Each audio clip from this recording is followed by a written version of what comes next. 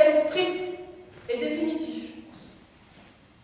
Les mathématiques dans lesquelles vous vous engagez en suivant ce cours d'introduction à la théorie des graphes sont d'une toute autre nature, puisqu'il sera question de problèmes insolubles qui vous mèneront toujours vers d'autres problèmes tout aussi insolubles. Les gens de votre entourage vous répéteront souvent que sur quoi vous acharnez est inutile. Votre manière de parler changera, et plus profondément encore, votre manière de vous taire et de penser. C'est ce que l'on vous pardonnera le moins. On vous rapprochera souvent de dynamiser votre intelligence à des exercices théoriques absurdes, plutôt que de la mettre au profit de la recherche contre le sida, d'un traitement contre le cancer. Vous n'aurez aucun argument pour vous défendre, car vos arguments sont de même d'une complexité absolument épuisante. Bienvenue au pays des mathématiques pures, c'est-à-dire au pays de la solitude. Introduction à la théorie des graphes. Tu sais pourquoi t'as perdu ton dernier combat? Et tu sais pourquoi t'as perdu ton dernier combat? Hein? Et ton avant-dernier? Je suis en forme, c'est tout. C'est pas comme ça que tu vas réussir à te qualifier. Mets tes gants. Nous un polygone simple, à ses côtés, nommé A, B, C, D et E. Nommons ce polygone le polygone K. Imaginons à présent que ce polygone représente le plan d'une maison où vit une famille, et qu'à chaque fois de cette maison est posté un des membres de cette famille. Remplaçons alors A, B, C, D et E par la grand-mère, la mère, le père, le fils et la fille. La question est de savoir qui, de son point de vue, peut voir qui. La grand-mère voit le père et le fils. La mère voit le fils et la fille. Le père voit la grand-mère. Le fils voit la grand-mère et la mère. Et enfin la fille voit la mère et le père. T'es aveugle.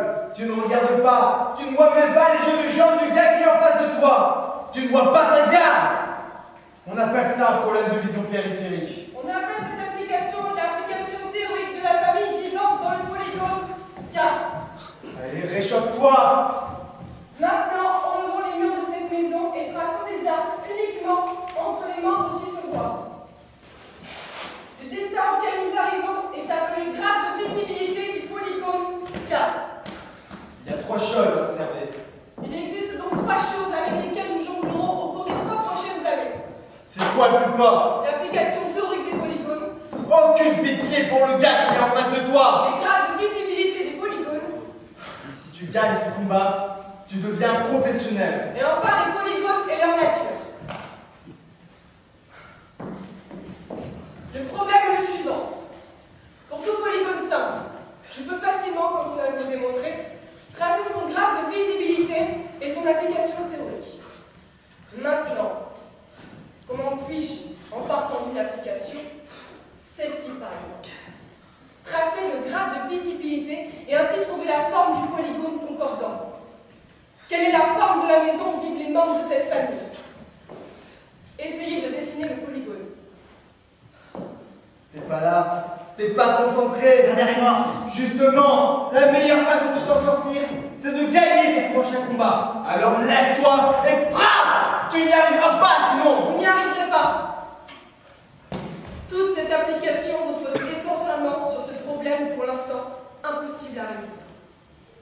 Or, c'est cette impossibilité qui est belle.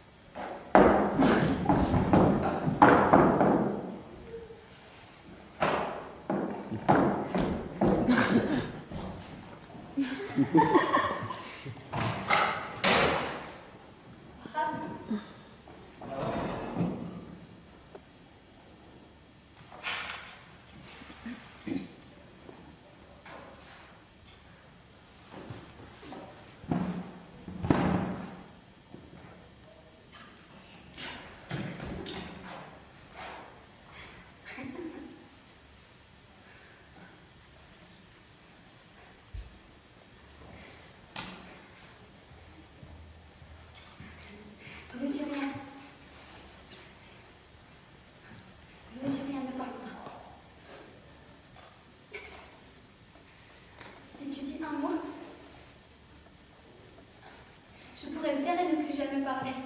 Si tu dis un seul mot, tu pourrais me tuer. Tu sais pas encore. Tu sais pas encore le bonheur qui va être notre malheur.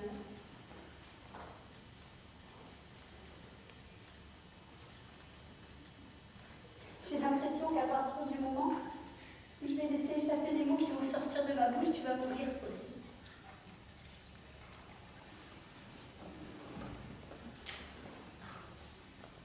Je vais te le dire.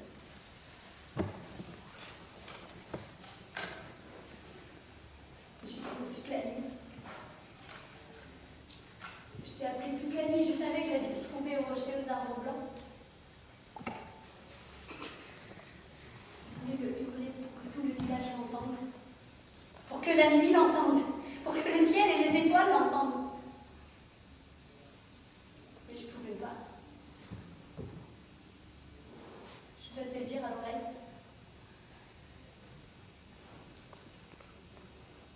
Après, je ne pourrai plus jamais te demander de rester dans mes bras, même si c'est ce que je veux le plus au monde. Même si j'ai la conviction que si tu demeures à l'extérieur de moi, je serai à jamais complète.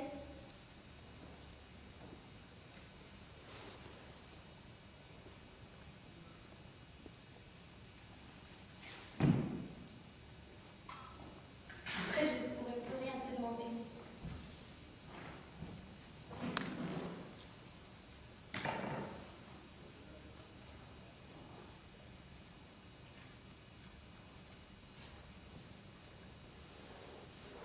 J'ai un enfant dans mon ventre.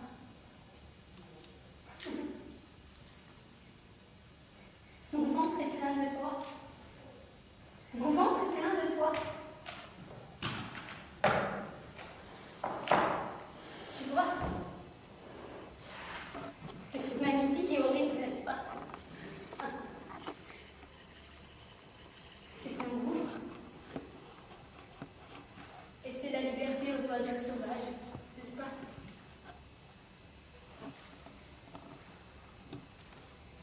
Quand la vieille Elam me l'a dit, un océan a éclaté dans ma tête. Une brûlure. Et il n'y a plus de mots. Que le vent. C'est la vieille Elam qui me l'a dit. Elle m'a dit que ce ne sont pas ses affaires, mais dans 2 semaines au plus tard. Je pourrais me cacher. On ne le cachera pas. On nous tuera. Et toi le premier. Mais on leur expliquera. Tu crois qu'ils nous écouteront?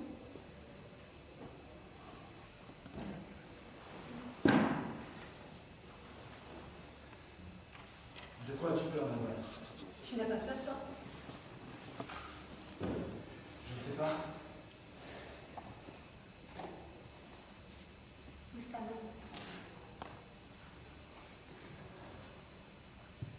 Je sais pas si c'est la colère. Je sais pas si c'est le bonheur ou la peur. Quelque chose est là.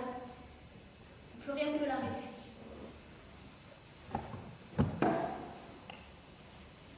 Serons-nous tous les mois dans 50 ans?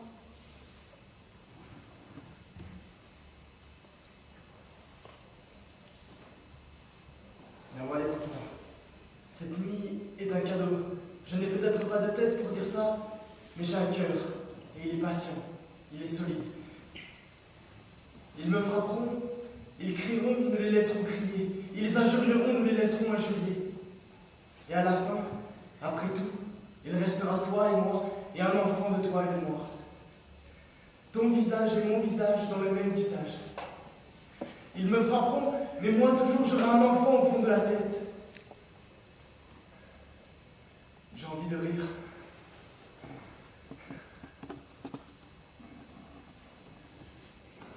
Maintenant que nous sommes ensemble, ça va mieux. Nous serons toujours ensemble, Nawal.